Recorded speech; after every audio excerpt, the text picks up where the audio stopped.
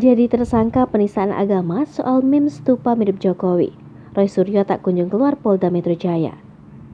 Polda Metro Jaya telah menetapkan pakar telematika Roy Suryo sebagai tersangka kasus dugaan penistaan agama. Penetapan tersangka itu buntut dari unggahan Roy Suryo di akun Twitter pribadinya, @krmtroysuryo2. Roy Suryo mengunggah meme stupa Candi Borobudur dan diedit menjadi wajah Presiden Joko Widodo. Kabid Humas Polda Metro Jaya, Kombes Endra Zulpan mengatakan, saat ini Roy Suryo masih menjalani pemeriksaan sebagai tersangka.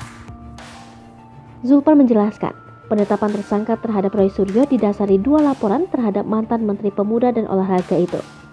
Laporan pertama dilayangkan oleh Kurniawan Santoso ke Polda Metro Jaya. Sedangkan laporan kedua dibuat oleh Kevin Wu di Bareskrim Polri. Namun, laporan tersebut akhirnya dilimpahkan ke Polda Metro Jaya. Dalam kasus ini, lanjut Zulpan, Roy Suryo dijerat pasal 28 ayat 2 junto pasal 45 ayat 2 Undang-Undang Nomor 19 Tahun 2016 tentang ITE.